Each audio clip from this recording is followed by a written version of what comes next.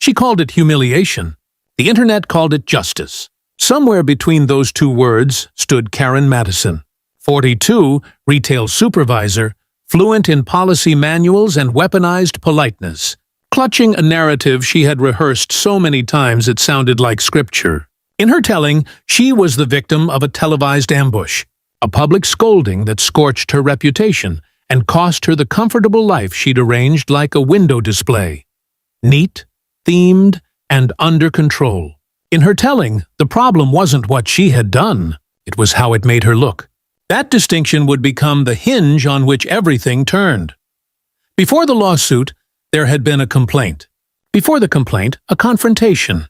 And before the confrontation, a seed, small, ordinary, the kind that takes root in someone who believes rules exist to protect them and punish everyone else. Karen ran her store like a tiny nation-state.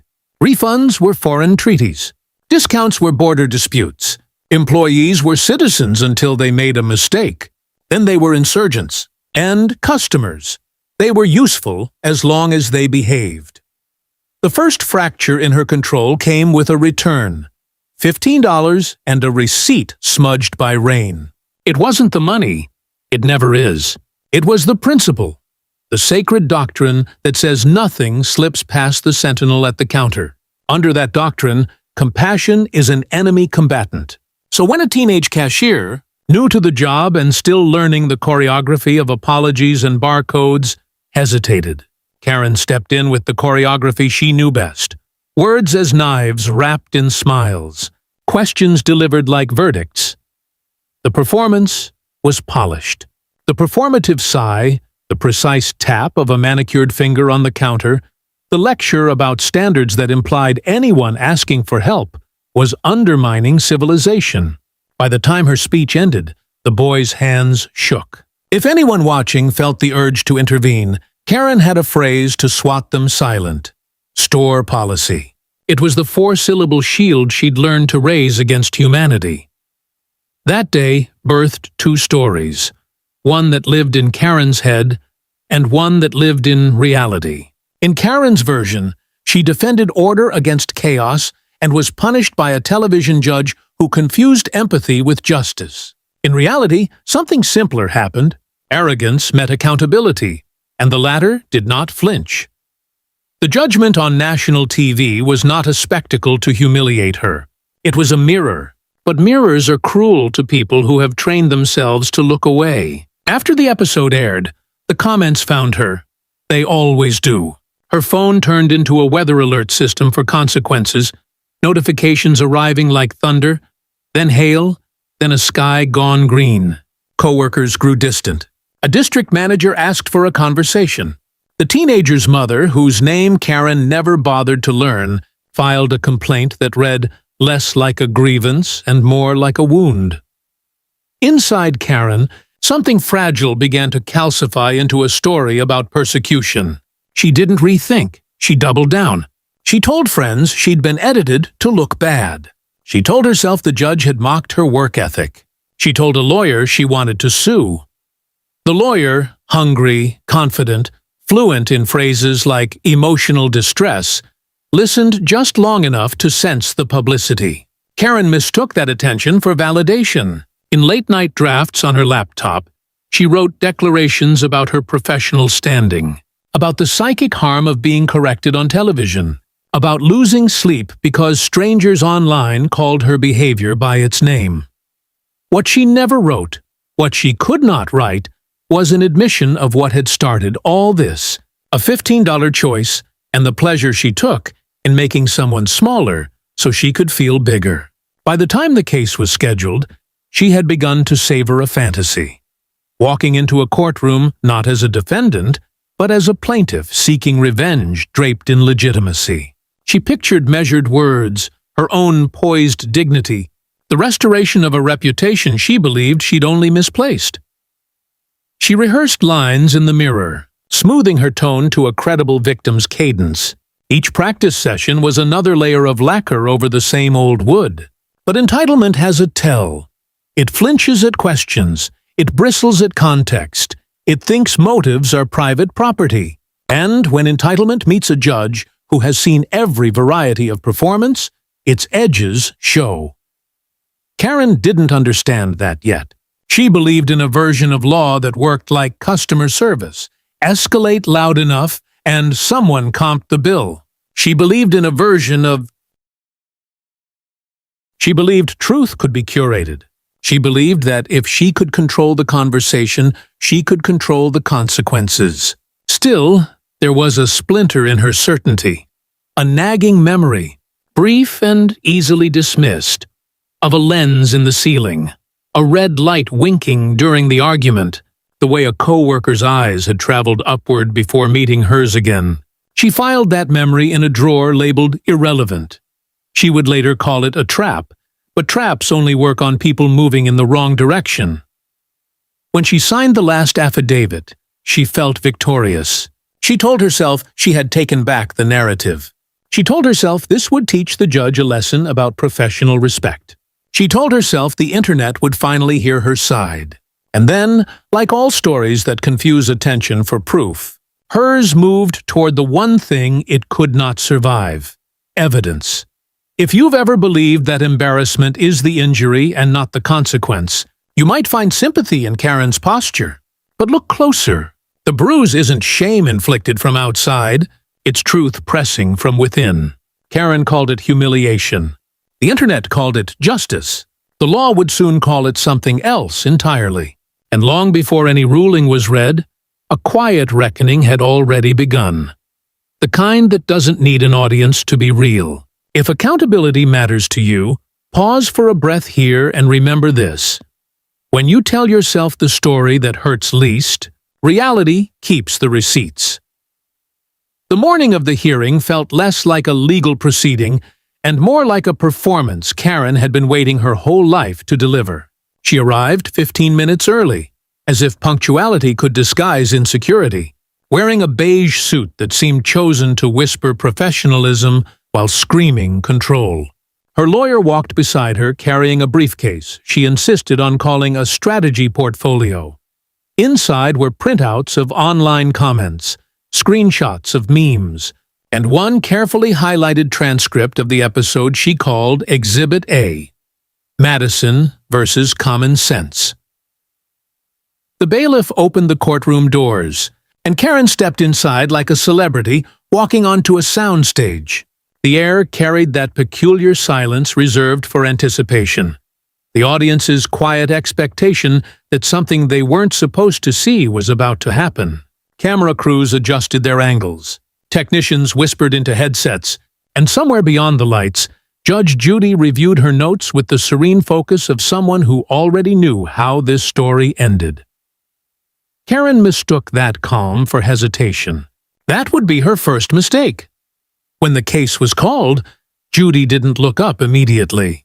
She finished reading the file, closed it with deliberate precision, and only then raised her eyes. The pause was surgical. It told the room that control was not shared here. It was singular. "Madison," she began, her tone steady, clipped, unimpressed. "You're suing this court for emotional distress and reputational harm stemming from your previous televised appearance. Is that correct?" Karen nodded, her lips parting to deliver a prepared speech about dignity and justice. "That is correct, Your Honor," she began. "And I would appreciate being treated with the same level of respect I afford others." The phrasing was perfect in her mind. Authoritative, righteous, bulletproof. But Judy's slight raise of an eyebrow was a weather report. A storm was coming. Karen continued, voice steady but rising with the confidence of self-belief mistaken for strength. "On national television you humiliated me, mocked my profession, and allowed an audience to laugh at my pain. That's defamation. My career has suffered irreparable damage because of your actions." The gallery murmured, a soft ripple that made the bailiff's head turn. Judy waited until the sound settled, then asked the kind of question that sounds harmless, but draws blood. "Miss Madison, did I instruct you to behave inappropriately during your employment? Did I ask you to insult your staff on live television?" Karen's expression faltered, momentarily unprogrammed. "That's not the point," she said quickly. The point is that you broadcasted in a misleading way. Judy nodded once, as if noting a specimen under glass. So, your complaint isn't that you were misrepresented, but that you were represented accurately in public. The sentence hit like a sudden temperature drop. The courtroom went still. Karen's lawyer tried to interject, but Judy's gaze silenced him before the word objection could fully form. Ms. Madison, Judy continued, I've presided over 25,000 cases. You're the first plaintiff who has ever sued me for doing my job correctly. A faint chuckle from the audience was instantly quelled by Judy's glare. A glance punctuated the absurdity of the moment. Karen leaned forward, desperate to recover control. You think this is funny? You think ruining someone's livelihood is entertainment? Her tone was sharper now, words trembling on the edge of outrage. I lost friends. I lost my job. You lost your temper, Judy interrupted, her voice low but cutting, and the world saw it. That's not defamation. That's documentation. The phrase lingered in the air, echoing off wood and marble like a verdict already sealed. Karen's hands tightened around her folder. Her attorney whispered something she ignored.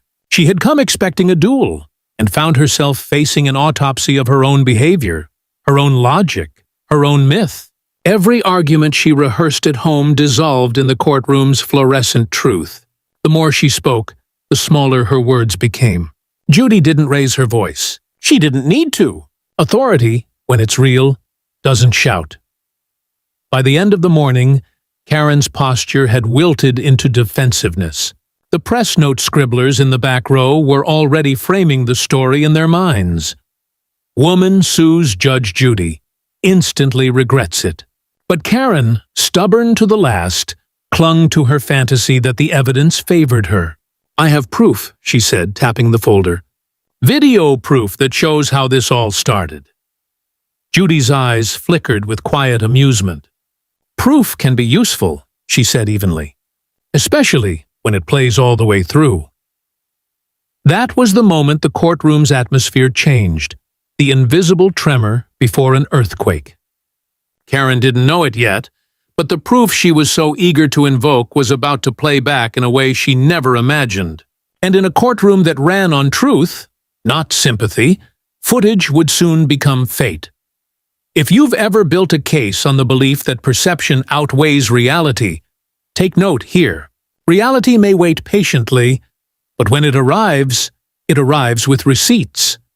Karen Madison had built her identity on control. Every rule she enforced, every complaint she filed, every apology she refused, each one was a brick in the wall she called professionalism. But now, in Judge Judy's courtroom, that same wall had begun to crack. The cameras captured everything, her fixed smile, her twitching hands, the subtle tremor in her voice when Judy's questions sliced too close to the bone. What she mistook for composure was, in truth, collapse rehearsing itself. The cross-examination began quietly. Judy's tone was conversational, almost kind, the way a surgeon might speak before making the first incision. Ms. Madison, she said, you claim emotional distress. Let's talk about what caused it. Karen nodded, feigning confidence. The ridicule, Your Honor, the laughter. I was portrayed as unstable. The show edited it to make me look angry. Edited? Judy repeated softly as though tasting the word. Tell me, did you throw the receipt at your employee? Karen hesitated. I dropped it. It may have looked. Did you raise your voice? Judy interrupted. I spoke firmly. It was a misunderstanding. Did you call your staff incompetent children who should work somewhere with less responsibility? On camera? Judy's tone never lifted above civility, but every syllable carried the weight of documentation. Karen's lawyer shifted uneasily. That statement, Karen began, was taken out of context. Judy nodded slowly, her eyes unblinking. That's the wonderful thing about context, Ms. Madison. It tends to arrive in full when we let the evidence play. The audience stirred, sensing a shift. For the first time, Karen's certainty began to wobble. Judge Judy gestured toward the clerk. Let's revisit the original incident. I'd like to confirm whether Ms. Madison's distress came from humiliation or from exposure. Karen's lawyer whispered urgently, "We didn't approve the video submission." Judy didn't respond. The clerk placed a small black USB drive on the desk like a detonator. Karen's heart hammered. "That's not admissible," she blurted. "That's private footage." Judy tilted her head. "Private? It happened on your store's premises, during business hours, under your own security system. You brought up video evidence, Ms. Madison. Consider this, the rest of it." The lights dimmed slightly as the monitor flickered to life. Karen sat frozen, eyes darting between the screen and the judge. The video began with the calm hum of a normal workday, the register beeping, the door chime jingling, and then her own voice, sharp and venomous, cut through. "You think you can talk back to me? You're lucky I don't have you escorted out right now." The courtroom went silent except for the audio. In the footage, the teenage cashier stammered an apology, hands trembling. Karen snatched the receipt from his hand and jabbed the air with it like a weapon. "You're a liability to this company. Do you even know what professionalism means?" The video caught her smirk as the boy's eyes welled up. The sound of other customers gasping filled the recording. Back in the courtroom, Karen's face drained of color. "This isn't fair," she whispered. "That wasn't supposed to be public." Judy leaned forward. "You made it public the moment you sued. You asked this court to assess your reputation. I'm simply showing it the way you presented it to the world." Karen tried to speak, but found no words. Her lawyer sat motionless, knowing any objection would be drowned by the footage still rolling. Her pacing behind the counter, her laugh, her final words on the tape. "Let them record me. I have nothing to hide." The monitor went black. The silence that followed wasn't ordinary. It rewrote everything inside it. Judy folded her hands. "You said the show embarrassed you, Ms. Madison, but embarrassment isn't cruelty. It's honesty reflected back. Sometimes the truth doesn't humiliate us. It just shows what was already there." The audience murmured again, this time closer to awe than amusement. Karen sat rigid, as if any movement might trigger another replay. She could feel the shape of her downfall forming in real time, carved not by editing or bias, but by her own voice and choices. Ego had become evidence, and evidence never apologizes. Judy finally spoke, quiet but final. "We'll take a short recess," she said. "When we return, we'll discuss damages, if any remain to be discussed." The gavel struck, the sound echoing like a closing door. Karen's reflection lingered faintly on the black screen before her, the only mirror she could not look away from. Pride always believes it can out-talk proof. But proof doesn't argue. It just plays. When the court reconvened, the atmosphere had shifted. The air felt heavier, the light brighter, and every camera operator in the room knew they were witnessing a reckoning unfold frame by frame. Karen returned to her seat a different person, defiant on the outside, but beneath the powder and posture her composure had curdled into panic. Her lawyer's whispered reassurances couldn't mask the tremor in her hands. For the first time in her adult life, she wasn't managing the room. She was surviving it. Judge Judy re-entered with the calm of someone who already knew the outcome, but intended to let truth do its full work. She sat, adjusted her glasses, and folded her hands. "Ms. Madison," she began, "before we resume, I want to be absolutely clear about something. When you filed this suit, you accused this court of causing you harm. My job today is to determine whether that harm existed or whether it was self-inflicted." Karen's mouth opened, but Judy's raised finger silenced her before a syllable could escape. "I've listened to your testimony. I've watched the footage, but there's something you may not realize. The evidence you just saw wasn't the only footage obtained." A ripple moved through the gallery. Cameras zoomed in. Karen blinked rapidly, her face tightening. "What do you mean?" she asked, voice pitched between disbelief and dread. Judy nodded to the bailiff. Another exhibit was brought forward, this one marked with the store's logo and a timestamp. The monitor filled with an image from a different day. The same store, the same counter. But this time, Karen wasn't yelling. She was bragging. The courtroom watched as she leaned across the counter, confiding in an employee. "You know that episode I was on?" she said, laughing. "The one with the judge? The internet's obsessed with me. I should sue her just to keep the attention going." She laughed again, loud and sharp. Publicity, still publicity. People remember the villain more than the victim. Gasps rippled through the room. The bailiff turned toward Judy, whose expression hadn't changed. "Ms. Madison," she said softly, "was that edited too?" Karen's lawyer rose. "Objection. Context." "Sustained," Judy said, but her tone carried the finality of a verdict. "The context is precisely what's on trial. Let's continue." The video resumed, showing Karen days later rehearsing an interview with a local reporter. "She thought she could embarrass me on her show," Karen practiced into a mirror. "But I'll make her pay for it. I've got people who will side with me. No one likes a woman in power tearing down another woman." The hypocrisy rang out louder than any gavel. Karen's voice on the recording sounded proud, unashamed, deliberate. Judy leaned back. "So, Miss Madison," she said, "would you like to amend your claim, or shall we proceed with the version where you filed this lawsuit not because of trauma, but because attention began to fade?" Karen's lips quivered. "That's not how I meant it," she muttered. "I was angry. I was joking."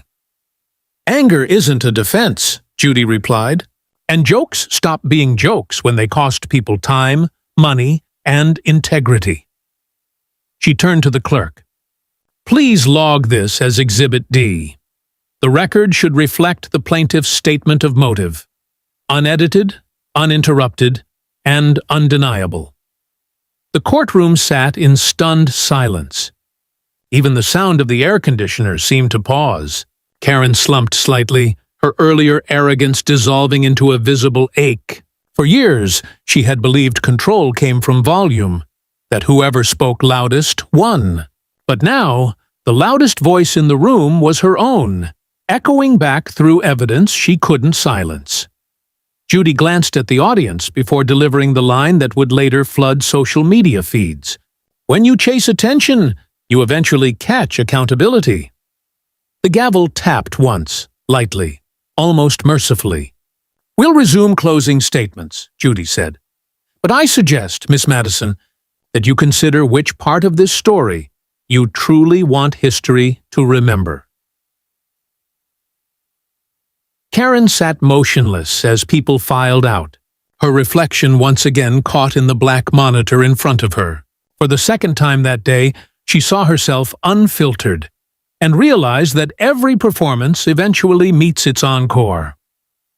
The trap was never the footage or the judge's questions. The trap was the lie she told herself, that the story would end when she said it did. The moment everyone had been waiting for arrived without a single drumbeat of warning. Judge Judy leaned forward, her tone calm but deliberate. "Bailiff," she said, "please cue Exhibit E." Those words rippled through the courtroom like static through an old radio. Karen shifted in her seat, her breathing shallow. Every muscle in her face fought to hold its shape. Her lawyer leaned close, whispering something frantic and useless. There's no strategy left when the evidence starts to breathe. The monitor came to life, filling the courtroom with the grainy glow of surveillance footage. A timestamp blinked in the corner. The store again. Same counter, same world of receipts, same fluorescent lights humming with indifference. The camera's perspective was cold, mechanical, without bias or emotion. It saw everything, and now everyone else would too. Karen appeared on screen mid-conversation with a middle-aged customer. The sound came through next, a clear audio feed from the store's internal system. The woman in the footage was polite, explaining that her purchase had been double-charged. Karen's voice, sharp and brittle, sliced through the air. "That's not possible," she snapped. "You people always say that. Maybe you don't know how credit cards work." The courtroom shifted in their seats. Even without seeing her face, the arrogance in her tone was unmistakable. Judy said nothing. She let the silence fill with revelation. The footage continued. The customer calmly produced a receipt and pointed at the duplicate charge. Karen rolled her eyes. "You think I'm stupid?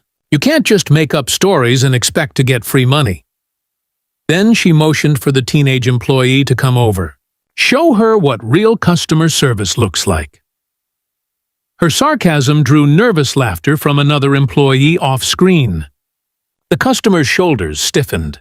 "Ma'am," she said softly, "you don't have to be rude." That line, the quiet dignity of it, hung in the air.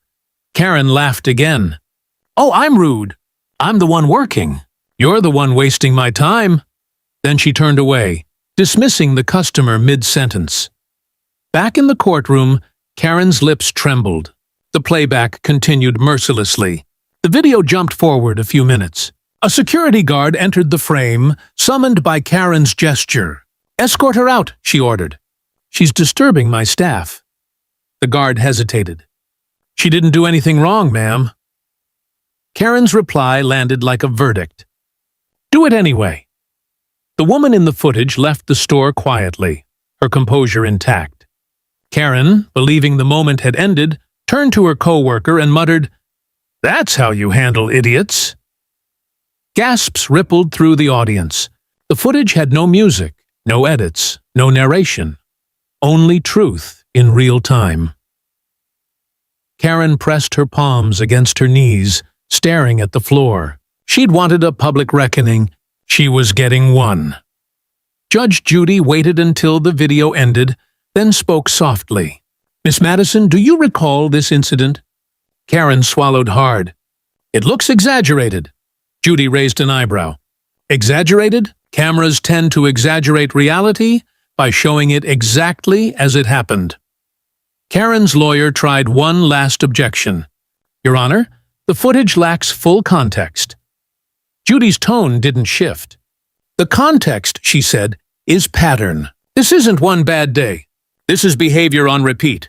You claim to be humiliated on my show, but humiliation requires innocence. What we've seen is arrogance exposed. What we're seeing is arrogance unmasked by time and technology." The words landed with the finality of a closing gavel. Karen's eyes filled, but not with remorse, only disbelief that the world had turned so quickly against her. "You don't understand," she whispered, almost to herself. "I was under pressure. They provoked me." Judy's gaze softened, but only slightly. "We all face pressure, Miss Madison. Most people meet it with grace. You met it with cruelty. That's not pressure. It's a choice." The courtroom sat silent again. Even the usual shuffling of papers had stopped. Cameras zoomed in on Karen's face, the very image that would later headline every viral clip. Mascara streaking faintly, pride collapsing, truth landing without apology. Judy looked to the clerk. "Please attach Exhibit E to the official record," she said. "It's important that history doesn't lose this moment." Then she turned back to Karen. "Do you still believe this lawsuit is about embarrassment?" Karen hesitated. "It's about respect." Judy nodded slowly. "Then consider this. Respect isn't a right. It's a reflection. What we give, we get. The camera doesn't lie, Miss Madison. It simply holds up the mirror." The gavel struck once. The footage froze on the final frame. Karen's smirk caught mid-sentence, the kind of expression that once meant control, but now meant exposure. The courtroom's silence stretched long after the echo faded. When truth has proof, arrogance becomes history. And when the mirror plays back, there's no pause button for regret. When the final frame of the CCTV froze on screen, The entire courtroom felt suspended in the breath between judgment and consequence. Judge Judy sat still for a long moment, the silence almost ceremonial. Karen stared at the monitor as if refusing to recognize herself in it, as if denial could rewrite evidence. But truth doesn't wait for permission. It stands uninvited and fills every corner. Finally, Judy broke the silence. "Ms. Madison," she said, "you've brought a case built on perception, not on fact. You accused this court of defaming you, yet what the footage shows is not defamation. It's documentation."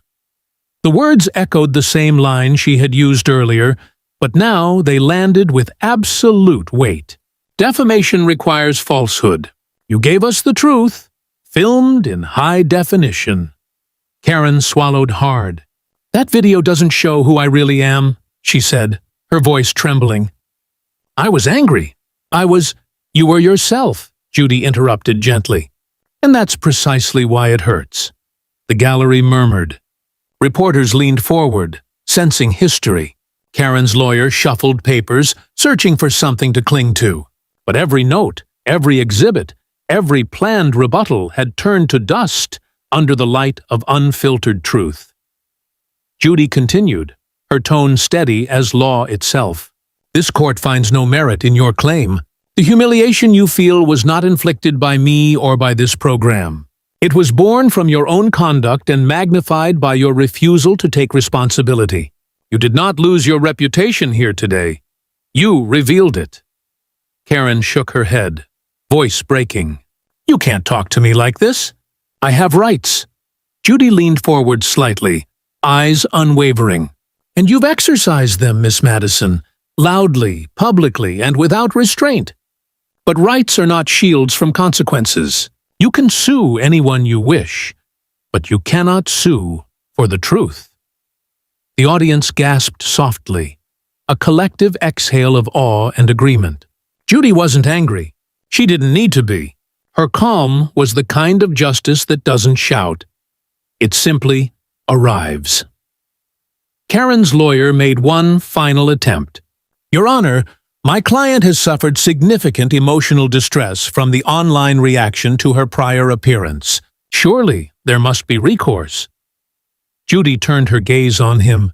"The Internet does not punish innocence, counselor. It amplifies reality. Perhaps your client should consider that what went viral was not the editing, but the entitlement."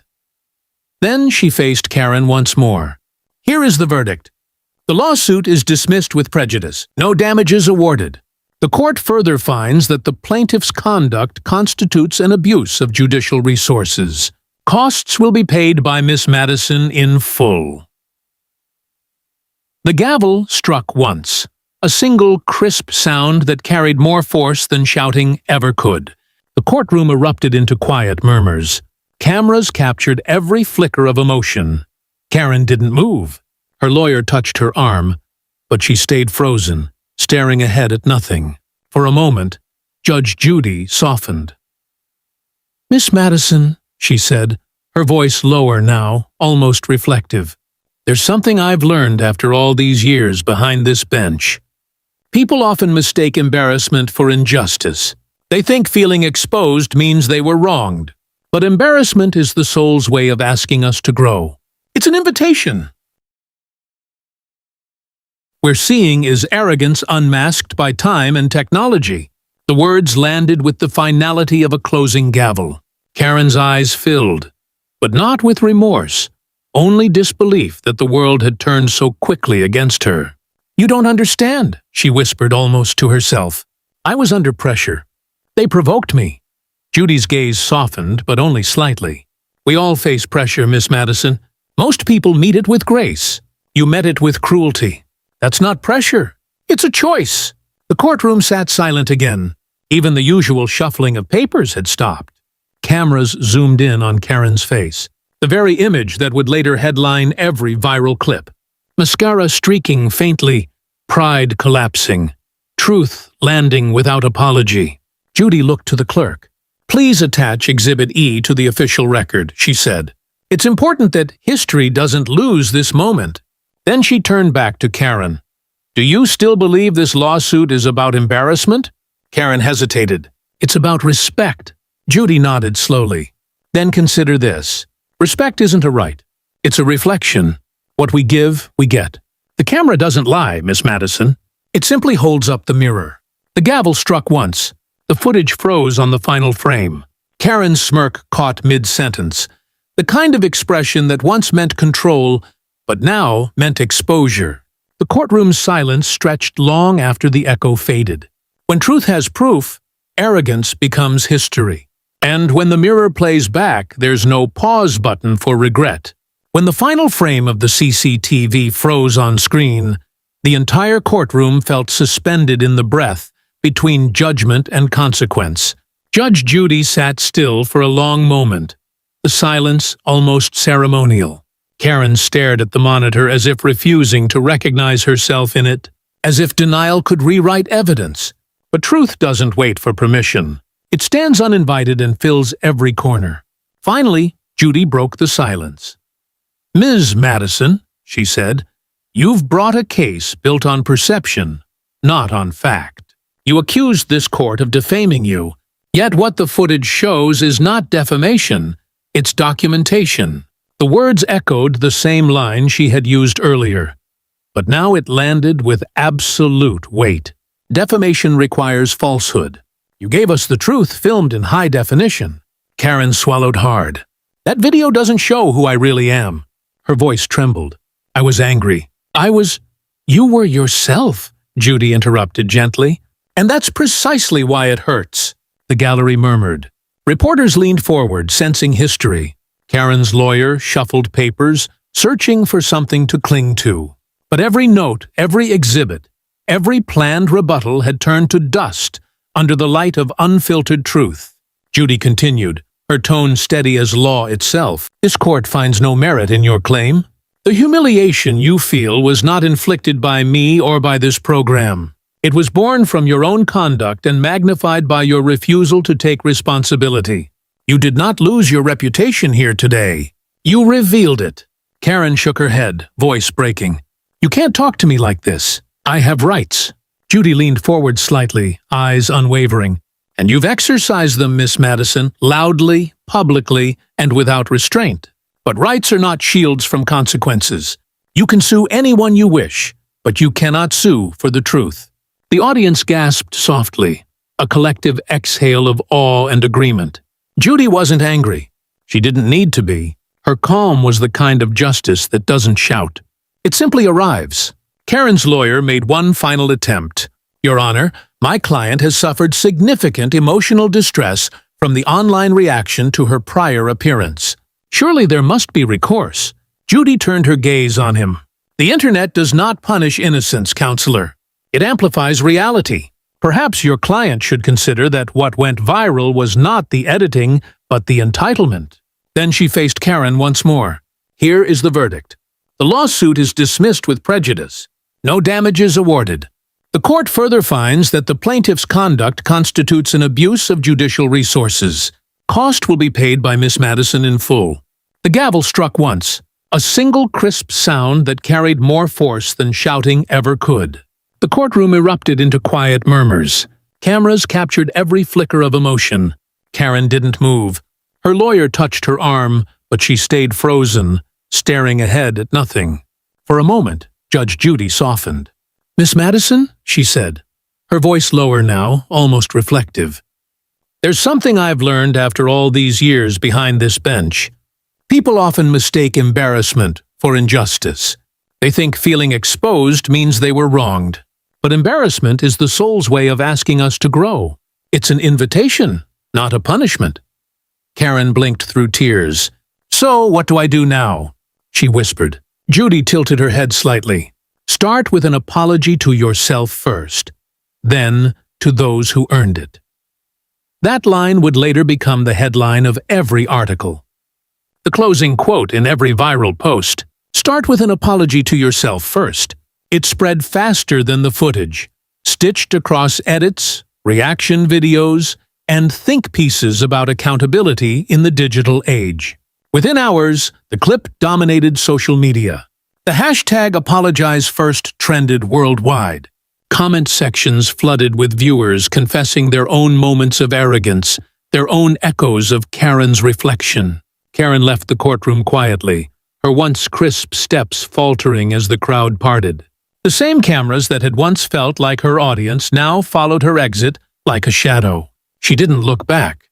Judge Judy gathered her files, closed the folder with practiced calm, and said softly, mostly to herself, "Case dismissed."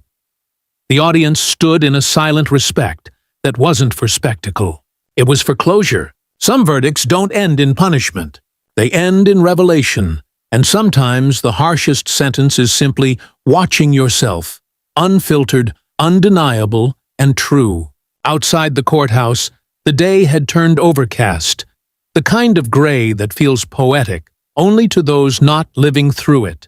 Reporters gathered like storm clouds, microphones flashing, lenses hunting for the fallen face of a woman who had once believed the world revolved around her composure. Karen Madison didn't speak. Her lawyer tried to usher her through the sea of questions, but silence was her only refuge now. Every sentence she might have said risked becoming tomorrow's headline. And after what had just unfolded inside, she finally understood that words could be weapons, but silence could be surrender. Within hours, clips from the hearing flooded the internet. The moment Judy said, "You can't sue the truth," became a global refrain. The footage of Karen's reaction, wide-eyed trembling, caught between shock and shame, circulated across every platform. Reaction videos appeared in dozens of languages. Comment sections became confessional booths. People admitting the times they too had confused pride for strength, defiance for dignity. The hashtag #ApologizeFirst crossed continents. But viral fame is a strange kind of justice. It doesn't destroy, it exposes. Karen's inbox filled with messages, some cruel, others compassionate. Former co-workers wrote things like, "I wish it hadn't taken this for you to see it." Her former district manager sent a single line, "Grace always costs less than ego." Each message felt like another piece of her old armor falling away. At home, the house felt smaller than it used to. The certificates framed on the walls, Employee of the Month, Regional Sales Recognition, Leadership Seminar Award, looked less like accomplishments and more like disguises. For the first time in years, she didn't turn on the TV. She sat on the couch with her phone face down, the silence pressing in. Somewhere across the city, Judge Judy's episode aired again, this time with a new ending.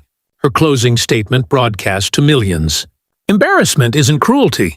It's the truth in the mirror. The audience in the episode applauded. Karen, alone in her living room, didn't. A week later, she visited the store she once managed. The staff had changed, the decor updated, but the faint smell of paper receipts and coffee lingered like memory. The young cashier, the same boy she'd once humiliated, was there, now promoted to assistant manager. He saw her walk in, froze, then nodded politely. Karen approached the counter slowly, voice soft. "You probably don't want to see me," she said. He shrugged, cautious but kind. "Depends which version of you I'm seeing today."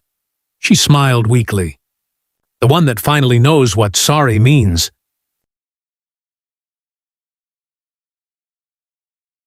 The television courtroom had witnessed countless bizarre claims over the decades. Litigants who swore their neighbors were spying on them through ventilation systems. Defendants who insisted invisible damage justified thousands in compensation. Plaintiffs who brought psychics as expert witnesses. But nothing. Absolutely nothing. In Judge Judy Schindlin's legendary career had prepared the courtroom for what Karen Mitchell was about to claim with complete, unwavering confidence. When those words left her mouth, the entire room fell into the kind of stunned silence that makes you question whether you actually heard what you think you heard.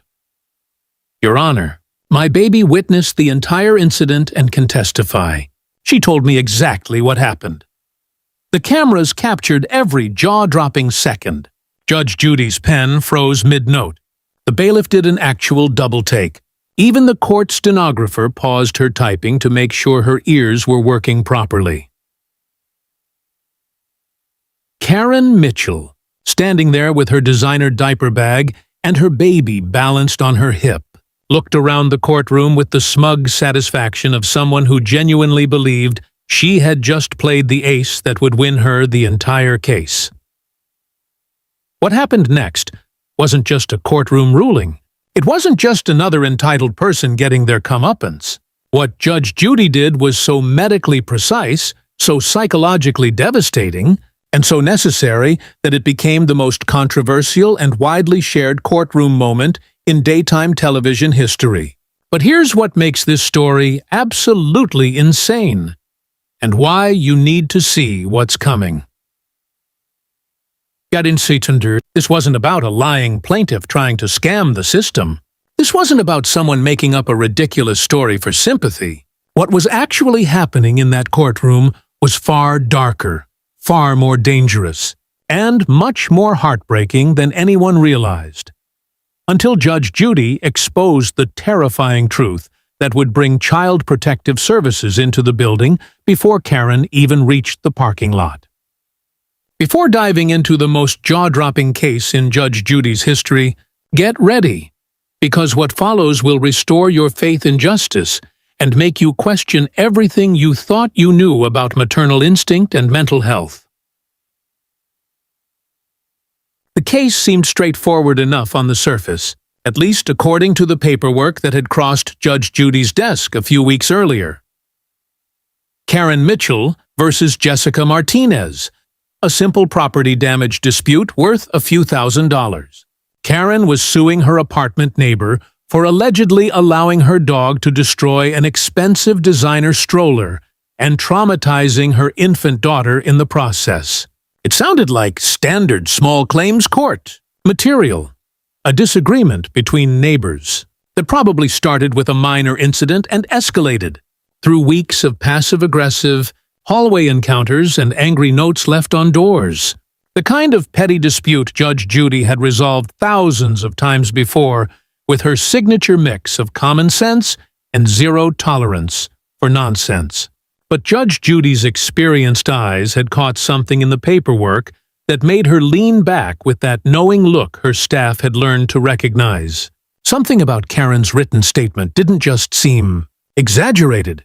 It seemed detached from reality in a way that triggered alarm bells honed through decades of dealing with every type of human dysfunction imaginable.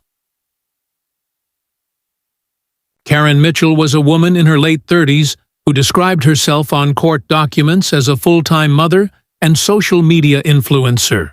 Yet a quick check of her online presence revealed only a handful of followers and a feed full of increasingly concerning posts about her genius baby, who was going to make them both famous. She lived in a modest suburban apartment complex, the kind of place where everyone knew everyone else's business and minor disputes turned into major drama through the building's Facebook group. According to testimonials from other residents that Judge Judy's team had quietly gathered, Karen had filed more than a dozen formal complaints with building management in just a few months, about noise violations that others couldn't hear, parking disputes over unassigned spaces, and accusations of harassment that security cameras consistently failed to confirm. She had been banned from multiple local mom groups for spreading medical misinformation and insisting that pediatricians were conspiring to hide the truth about advanced infant development. The defendant, Jessica Martinez, was a nurse who worked double shifts at the local hospital and shared her small apartment with a tiny Yorkie named Buttons, a certified therapy dog she had adopted after brutal months during the pandemic. According to every other resident, the little dog was gentle, quiet, and spent most of its time sleeping on the couch. Jessica's court filings described escalating harassment from a neighbor who seemed determined to create problems where none existed. The alleged stroller incident, according to building security footage, had never even happened. But one detail in Jessica's statement made Judge Judy pay very close attention. The lawsuit came exactly 1 week after Jessica had politely asked Karen to stop blocking the building's main entrance with her oversized stroller, a request Karen apparently interpreted as a declaration of war. The courtroom buzzed with its usual electric energy as the cameras began rolling, capturing what the production team assumed would be another routine neighborhood dispute for millions of viewers watching at home. The audience settled into their seats, the production assistants made final checks, and the bailiff took his position. Judge Judy reviewed her notes one last time, her eyes scanning the details of a case she already suspected would veer into unprecedented territory. This was supposed to be Karen Mitchell's moment of triumph. She had spent weeks preparing for this day, absolutely convinced she had crafted the perfect strategy to win and humiliate her neighbor on national television. She practiced her arguments in front of the mirror, rehearsed her outraged expressions, and most importantly, she had her secret weapon, her baby daughter, affectionately called Sophie the Genius Baby, secured in a carrier on her hip. Blissfully unaware, she was about to become the centerpiece of one of the most delusional courtroom claims in television history.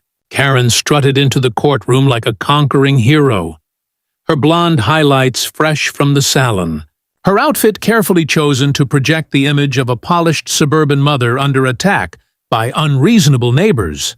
She carried a designer diaper bag that probably cost more than Jessica's monthly rent, and clutched a leather portfolio she believed contained irrefutable evidence of her neighbor's crimes. She threw confident glances at the cameras, already imagining herself going viral as the heroic mother defending her baby's rights. She had told her few remaining friends that she was going to make Judge Judy look foolish, that this case would launch her influencer career and finally prove that her baby was special, exceptional, extraordinary.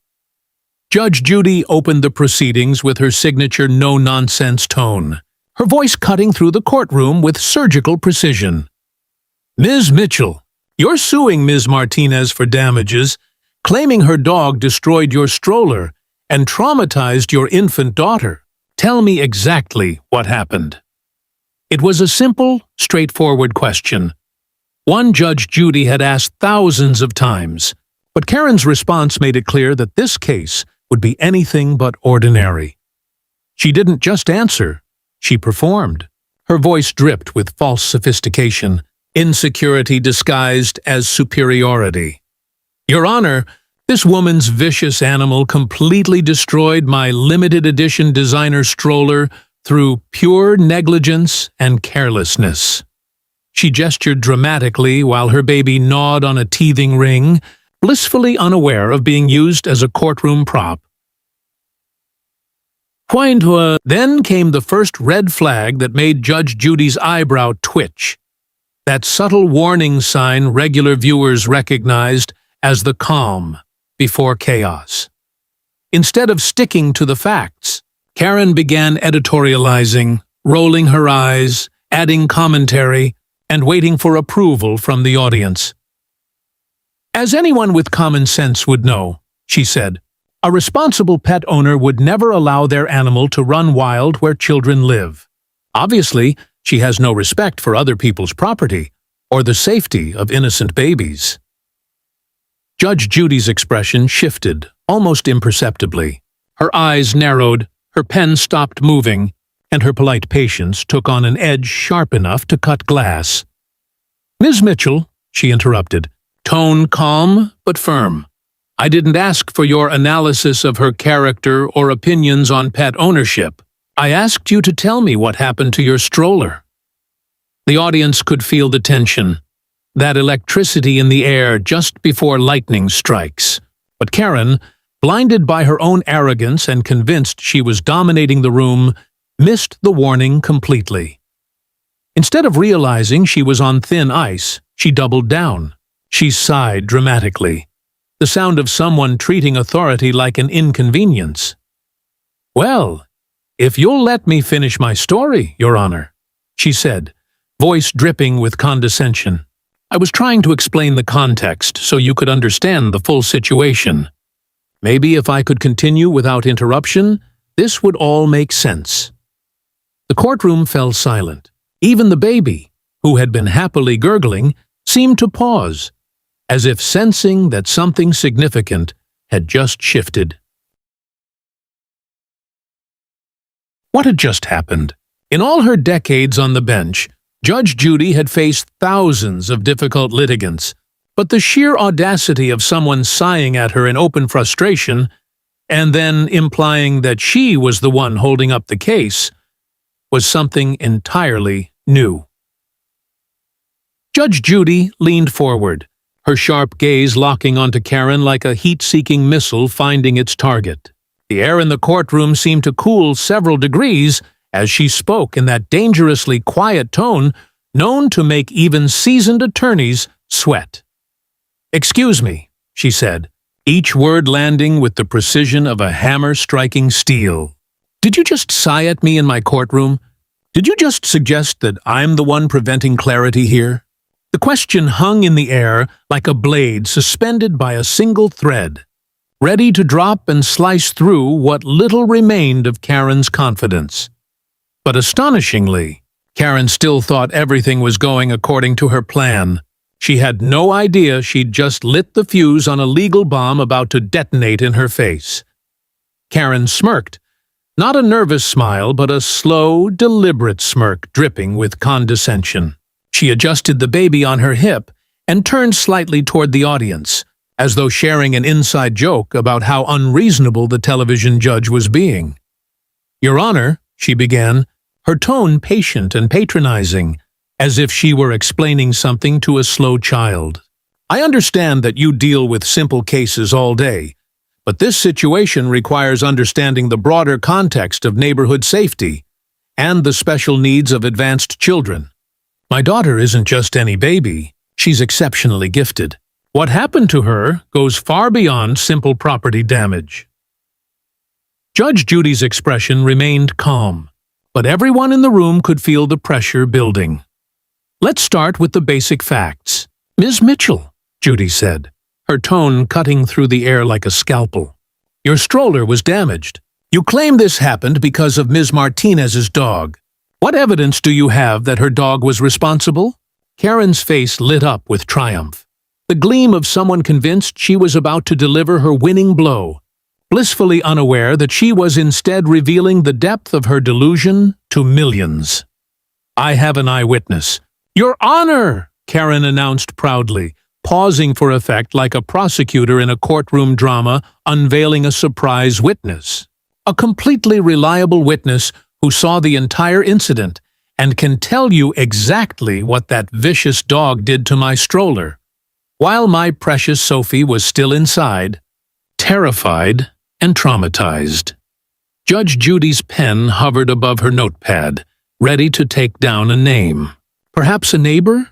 A building employee? And who is this witness, Ms. Mitchell?" she asked evenly. "Where can we find them to confirm your story?" Karen smiled even wider. Then, with absolute certainty and zero awareness of how absurd she sounded, she lifted her baby slightly higher, her voice filled with conviction. "My witness is right here, Your Honor," she declared, gesturing proudly toward the infant drooling on her shoulder. "My daughter Sophie saw everything. She was in the stroller when it happened. She experienced the entire traumatic event, and she told me exactly what happened." The courtroom exploded into murmurs, gasps, and disbelieving laughter. The bailiff's mouth fell open. The stenographer froze, unsure whether to even type what she'd just heard. The defendant, Jessica Martinez, covered her mouth in shock. Even the baby seemed to sense the sudden tension, her gurgling quieting into wide-eyed silence. But the most striking reaction came from Judge Judy herself. She slowly set down her pen, folded her hands, and stared at Karen. Not with anger, but with deep, dawning concern. "Ms. Mitchell," she said carefully, her voice softer than usual. "Your daughter is how old?" "She's 8 months old, Your Honor," Karen replied quickly, then added with pride, "But she isn't your average baby." Karen's tone shifted into that of a lecturer addressing an uninformed audience. "Sophie has been extraordinarily advanced since birth. She made eye contact within 2 weeks, was tracking objects before she was a month old, and has been communicating with me in meaningful ways since she was only 5 months. I've done extensive research on gifted infant development, and it's clear some babies simply operate on a higher level." Judge Judy didn't react, though her eyes gleamed with quiet disbelief. Her next question came measured and precise. "Ms. Mitchell," she asked, "how many actual words can your daughter say? Recognizable words, ones anyone could understand as language?" Karen hesitated, her confidence flickering for the first time. Then she doubled down. "She doesn't speak to just anyone," she said defensively. "She has high standards for communication. She's selective about who she talks to. But when we're alone, when she feels safe with me, she speaks in full sentences. She tells me about her day, her feelings, her thoughts about the world. Just yesterday, she told me she didn't like the texture of her sweet potato puree and preferred the butternut squash." The courtroom fell completely silent. Even the faint hum of the lights seemed to disappear. Judge Judy studied Karen's face, her gaze steady and unflinching, as though trying to determine whether she was dealing with a manipulator or a deeply unwell mother. "And this communication about the dog," Judy asked quietly. "Your daughter told you, in words, that the dog attacked her stroller?" "Absolutely, Your Honor," Karen replied eagerly, rummaging through her designer diaper bag. She pulled out a pastel-colored journal decorated with tiny baby footprints. "I keep detailed records of everything Sophie tells me. Someday, when the world recognizes her gifts, this will be important." She opened the notebook, pages filled with handwriting, and held it up as if it were irrefutable evidence. "Right here, the day of the incident," Karen said proudly. "Sophie told me, and I quote, 'The bad doggy scared me, Mommy. It jumped at my carriage and made loud noises. I was very frightened.' I transcribed it immediately, before the memory faded." Judge Judy reached out her hand. "Let me see that." Karen passed it to her with confidence. As Judy flipped through the pages, her expression grew increasingly grave. The journal was filled with supposed conversations between mother and child. Discussions about feelings, human nature, even politics. Each entry was meticulously dated. The product of a fantasy world in which an infant possessed the reasoning of an adult. Setting the book down, Judge Judy looked directly at Karen. "Ms. Mitchell," she said slowly, "have you shown this journal to your pediatrician? Have you discussed these abilities with any medical professional who specializes in child development?" Karen's posture shifted instantly, her shoulders tensing, her tone sharpening. "I don't need doctors telling me about my own child, Your Honor," she snapped.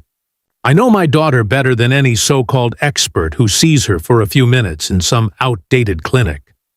Pediatricians don't understand gifted children. They're trained to suppress the truth, to keep parents like me from realizing how extraordinary our children truly are. Challenges their standardized charts and timelines. I found plenty of research online that supports everything I'm experiencing with Sophie. There are forums full of mothers who have advanced babies just like mine, and we all recognize that the medical establishment refuses to acknowledge what we know to be true." Judge Judy's eyes narrowed, and everyone in that courtroom who had watched her show for years recognized the expression that appeared on her face.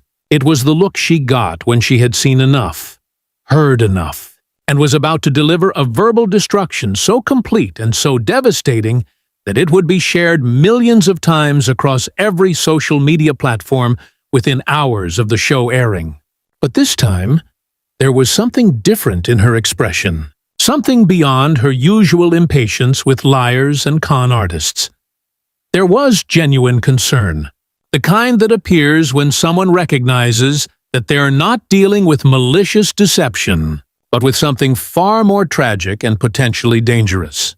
A mother who had become so disconnected from reality that she couldn't distinguish between her baby's normal infant babbling and actual human speech, who had constructed an elaborate fantasy world where her child possessed impossible abilities, who had isolated herself in online echo chambers that reinforced her delusions instead of helping her get the psychiatric help she desperately needed. "Ms. Mitchell," Judge Judy said, her voice taking on a tone that combined authority with an undercurrent of concern that made even Karen pause in her defensive posturing. "I'm going to tell you something, and I need you to listen very carefully. Your 8-month-old daughter cannot speak in sentences. She cannot tell you what happened during an incident. She cannot testify as a witness in this or any other legal proceeding. What you are describing is not just unlikely or exaggerated. It is medically, scientifically, and developmentally impossible. Babies at 8 months make sounds. They babble. They might say mama or dada if you're lucky, but they do not speak in complete sentences. They do not have conversations. They do not express complex thoughts verbally. This is not my opinion. This is not me being closed-minded or stuck in old ways of thinking. This is an established medical fact, supported by decades of research conducted by thousands of pediatric specialists around the world." Certifikin. Karen's face had begun to flush red, her eyes showing the first signs of tears, but not tears of sadness or realization.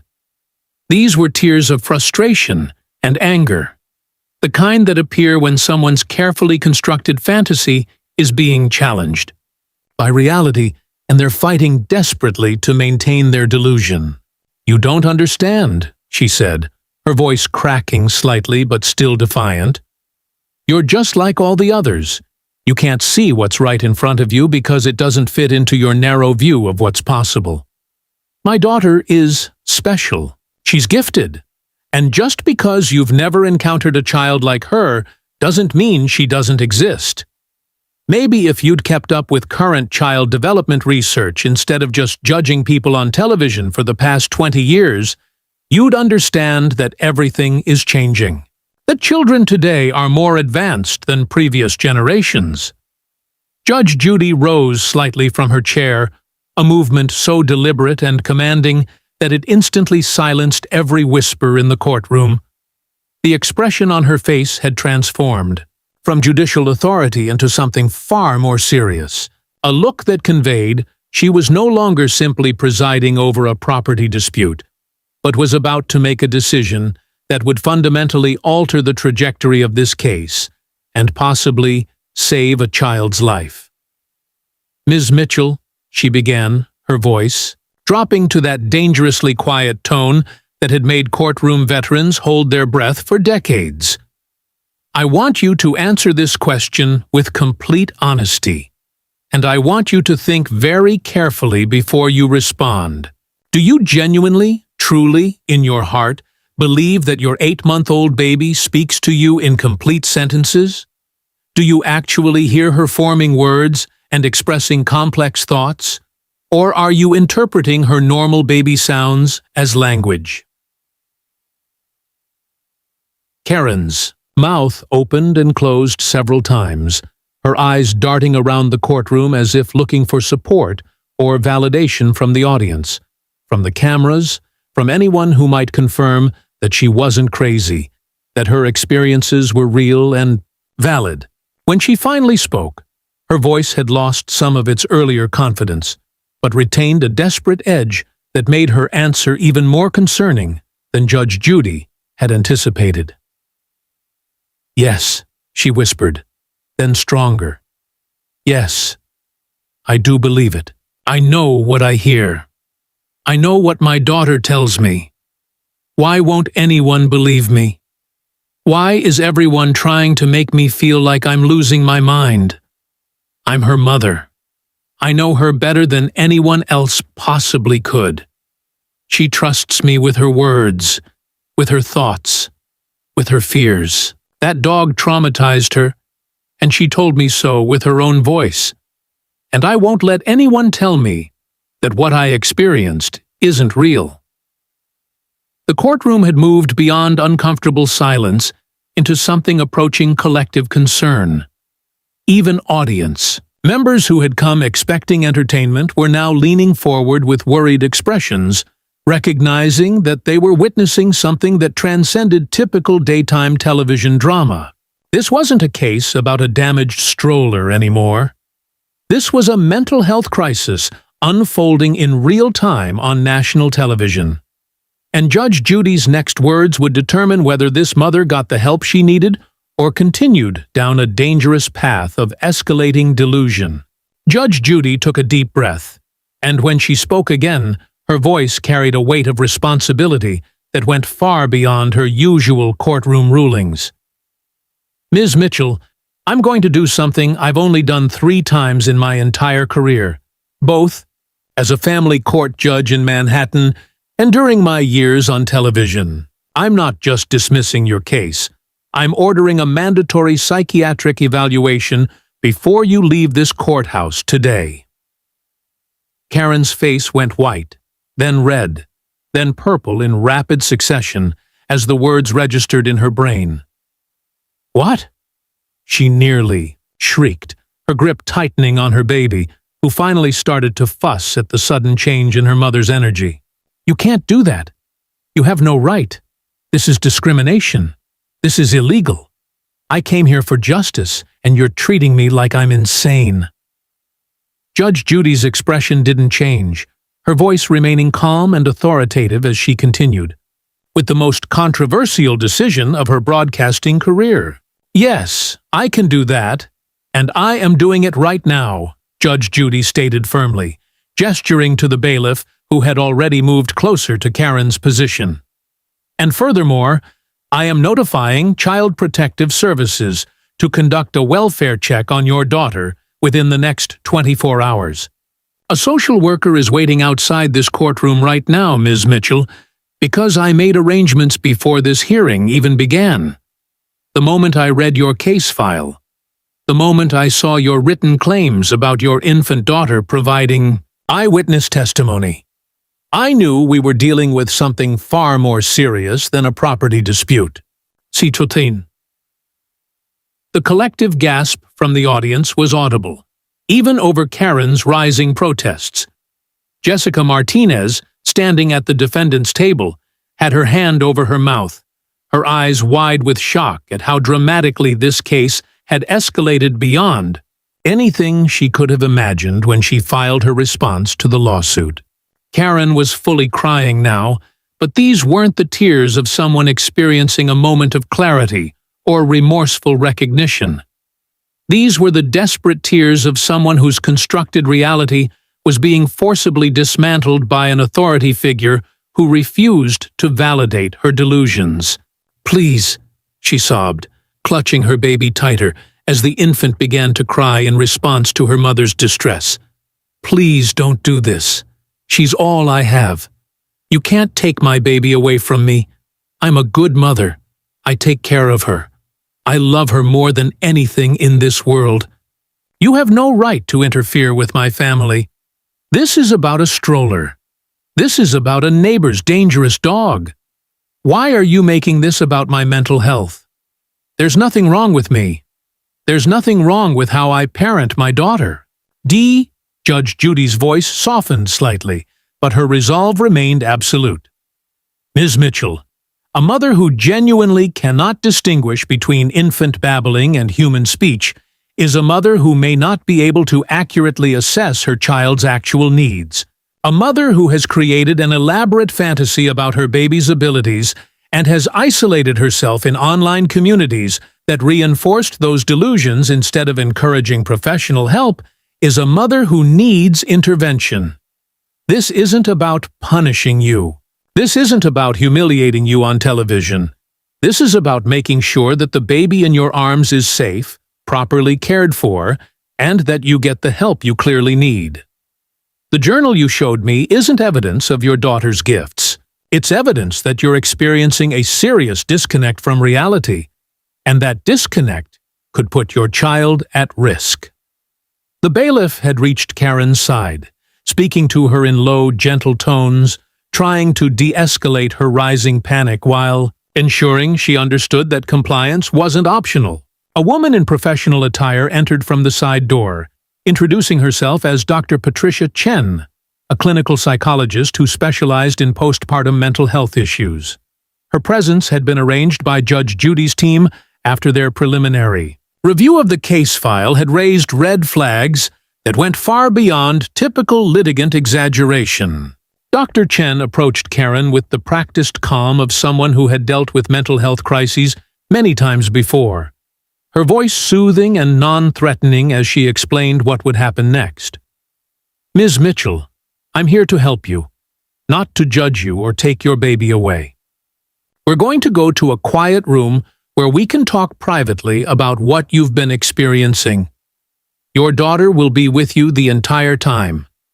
This evaluation is about making sure both of you are healthy and safe."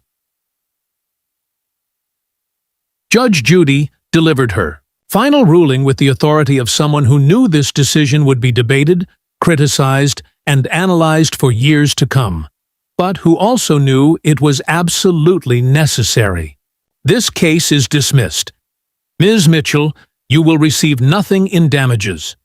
Furthermore, you are ordered to pay Ms. Martinez's court costs in the amount of $1,200 for the time and expense of defending against a claim that had no basis in reality. You will complete the psychiatric evaluation today. You will cooperate fully with the Child Protective Services welfare check within 24 hours. If you refuse any of these conditions, you will be held in contempt of court, and your daughter will be placed in emergency protective custody with a family member until your fitness as a parent can be properly assessed. This isn't negotiable, Ms. Mitchell. This is what's happening right now." Out of bounds, as Karen was gently escorted from the courtroom by Dr. Chen and a social worker, still crying but no longer fighting, the baby reaching out her small hands toward the unfamiliar faces around her, the audience sat in stunned silence. This wasn't the satisfying destruction of an entitled villain that they had expected. This was something far more complex and troubling. A woman clearly suffering from some form of postpartum mental health crisis being forced into treatment she desperately needed, but vehemently didn't want. Judge Judy addressed the cameras directly, knowing millions were watching and that her decision would generate intense debate. What you just witnessed wasn't entertainment. It was an intervention. Sometimes the law isn't about determining who's right and who's wrong in a property dispute. Sometimes it's about recognizing when someone needs help and having the courage to ensure they get it, even when they can't see that they need it themselves. The verdict came 30 days later, after Karen had undergone intensive psychiatric evaluation and treatment. She was diagnosed with severe postpartum psychosis with delusional features, a condition that had been developing for months but had been hidden from her family and dismissed by online communities that reinforced, rather than challenged, her increasingly disconnected beliefs. With proper medication and therapy, Karen began the long process of rebuilding her relationship with reality and, more importantly, developing a healthy relationship with her daughter based on who the baby actually was, rather than who Karen's illness had convinced her the baby could be. She regained supervised custody after 6 weeks of treatment, issued a tearful public apology to Jessica Martinez, and became an advocate for postpartum mental health awareness, using her viral infamy to help other mothers recognize warning signs before their own delusions put their children at risk. If this story moved you, hit that subscribe button and share this video with someone who needs to understand that mental health intervention isn't cruelty. It's compassion in action. Takedowns.